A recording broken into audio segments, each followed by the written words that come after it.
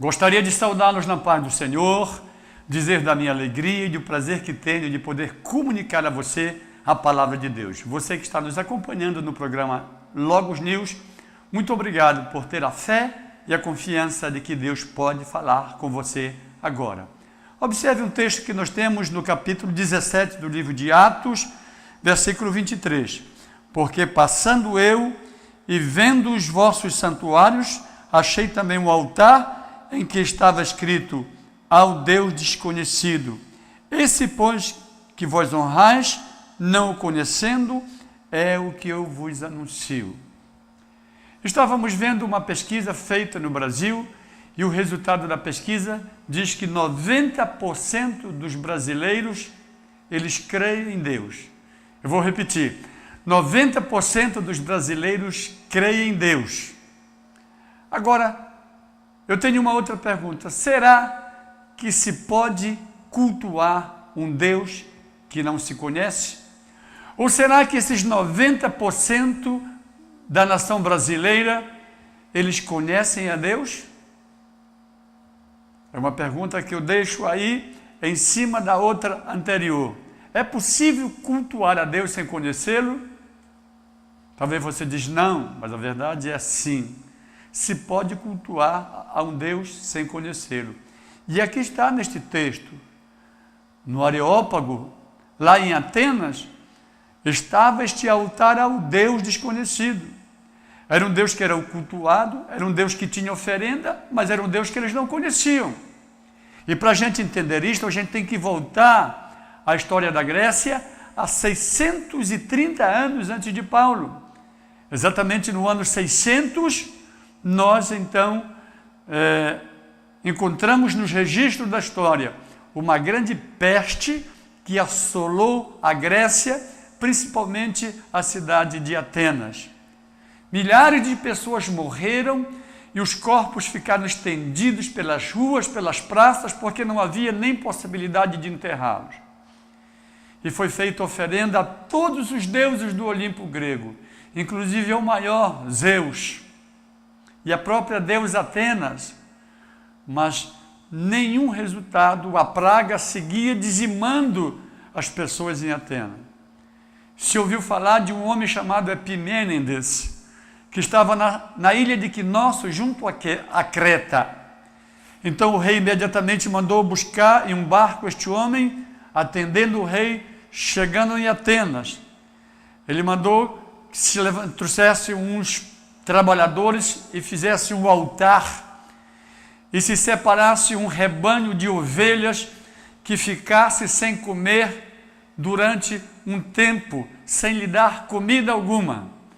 Depois que estava pronto o altar, as ovelhas foram soltas e disse Epimênides que Deus escolha o seu sacrifício.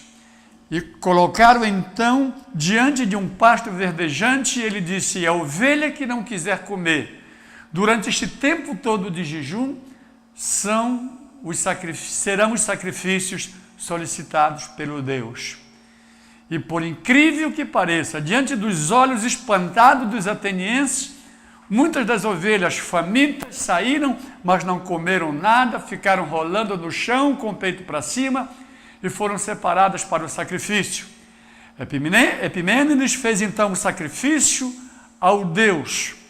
E perguntaram os atenienses, os epicureus, os doutores da lei, os filósofos: quem é esse seu Deus? Você conhece ele? Epimênides disse: eu não conheço ele pessoalmente, mas conheço as suas obras, conheço os seus feitos, conheço a sua criação. E quando foi feito este sacrifício, a peste desapareceu, o povo ficou curado. Observe, 600 anos antes de Cristo. E então, Epimênides, antes de regressar a Knossos, ele solicitou que se levantasse 10 altares ao Deus desconhecido, aquele que fez os céus e a terra. Se passaram mais de 600 anos, quando chega Paulo, daqueles 10 altares que foram feitos no tempo de Epimênides, tinha apenas um no meio de todos os deuses gregos. Deus tinha sido relegado a um mero ponto de referência na história grega, mas sem nenhuma expoência dentro da vida diária dos gregos. Os gregos levavam uma oferenda, mas não conheciam ao Deus desconhecido. 90% dos habitantes do Brasil dizem que conhecem Deus. Dizem que temem o Senhor. Lá nos Estados Unidos foi feita uma pesquisa semelhante a essa há 2 anos atrás, e 86% dos americanos se dizem crendo em Deus e na infalibilidade da Bíblia. Nós estamos iguais no Brasil, mas será que nós cremos em Deus? Será que temos uma experiência real com Deus? Será que conhecemos ou tratamos Deus, como o nosso Senhor, como o nosso Rei, como o nosso protetor, como o nosso médico, como o nosso sustentador? Ou você conhece um Deus histórico apenas de que alguém falou para você? Deixa-me dizer uma coisa para você, querido irmão. Não seja alguém que seja apenas parte de uma pesquisa que crê em Deus. Eu quero que você seja alguém que conheça a Deus. O grande profeta Oséias disse: sigamos e prossigamos em conhecer o Senhor. Por isso que este é o grande desafio. A coisa que Deus quer de você é que você se relacione com Ele, porque se você não conhecer, você não tem relacionamento. Recentemente, o presidente dos Estados Unidos, se diz o homem mais poderoso do mundo, esteve aqui no Brasil. Aí você pergunta: você conhece Barack Obama? Eu conheço. Conhece nada, você viu na televisão. Você não sabe o que ele come, não sabe como ele dorme, você não conhece a ele. A mesma coisa se refere a Deus. Você conhece a Deus, você conhece a sua vontade, sabe a sua solicitude para a sua vida. Então, querido, se você não está incluído dentro deste grupo que conhece a Deus, a Bíblia Sagrada diz que temer a Deus, até o diabo teme e treme. Eu quero que você conheça a Deus, que você tenha relacionamento com Deus, que você viva uma vida cristã autêntica, dizer: eu conheço Deus na minha vida, como meu Salvador, como meu Senhor, como alguém que mudou completamente o meu ser. Se você ainda não tem este conhecimento, eu te convido hoje, entrega a tua vida ao Senhor. A Bíblia diz: entrega os teus caminhos ao Senhor e confia nele, e o mais ele fará, né? Tem gente que está querendo o mais primeiro para depois entregar a vida para o Senhor. É totalmente diferente.